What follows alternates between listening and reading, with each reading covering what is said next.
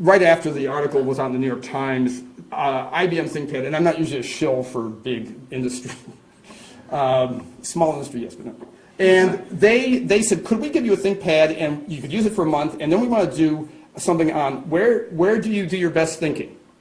And so I said, if I can get a climate change message in there, and the advertising company I was dealing with was very psyched about that. So I talked to my ice expert friends, and I said, how about on ice that may not be here in 100 years? And we thought, is that too hyperbolic? I mean, because of all the skeptics and other people, are they going to jump on that?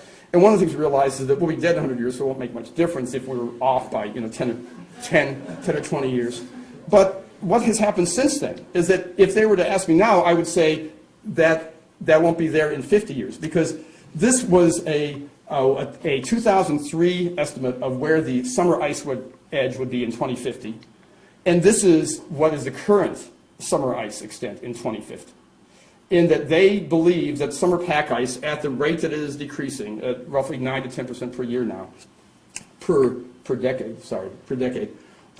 that one will have an ice-free Arctic by 2040. But don't forget that first image I showed you where they were saying this is what it's going to look like. Most of these estimates have proven to be wrong and things are actually happening faster than most of the models predict. So the real ice problem, of course, in terms of the whole global warming issue, is that of the total fresh water on Earth, about 68%, which I think is a great quote, about 68%, is held in ice caps and glaciers. And these are melting. I mean, pack ice melting is one thing, and pack ice is going to impact ocean circulation and certainly Arctic animals. But the melting of the Greenland ice, if it occurs, and this is the surface melting of the ice here, this is not the actual ice retreat, but this is the area of surface that melts every summer. And you can see the difference between 92 and 2002, that if that melts, sea levels are going to rise 23 feet.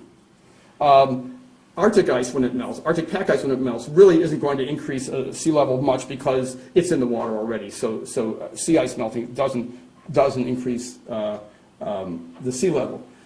If the West Antarctic ice shelf melts, it's going to raise sea levels 23 feet.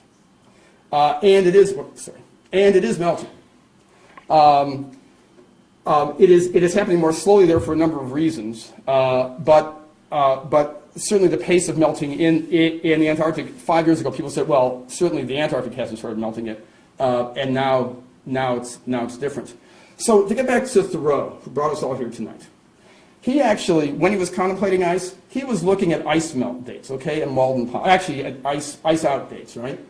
And they basically fell between mid-March and the first week in April. And this is actually a rather good time series, I was thinking, for somebody who was just camping out there.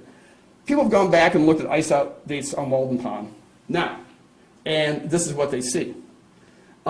It's now taking place in mid-February to mid-March. One of the things that strikes me about this is that clearly things are changing in the Arctic, but things are clearly changing elsewhere. This sort of timeline, though, is something that it would have taken Thoreau over 100 years to get. What's really striking to me is that in a rather short research lifetime, even though it's 35 years, seems to be a long time, I've seen the Arctic go from being too cold for black guillemots in the 1960s and 70s to being almost too warm for it in the early 21st century. And I've seen it have it go from being too cold for horned puffins to breed in the area and feed in the area in the 1970s to a place where horned puffins are actively prospecting in the 21st century. So it's that pace of change now that is of concern. What if Thoreau went out and rather than finding nature provided him with something stable away from the chaos of human existence and the politics of the day and everything, what if he, like I, went out to there and came face to face with the chaos of human existence and the politics of the day? What would Thoreau do? And in a more cynical states, I think he would probably just go to a Knowles class to get his greedy thing out of his system and then go on and get his MBA. I don't. It's a National Outdoor Leadership School, I believe. Is what it's called. It's something that they probably give you credit for now, which you used to have to be a derelict to do. Or he'd have a special ringtone on his cell phone for Emerson. or drive an SUV with a bumper sticker saying, honk if you love transcendentalism.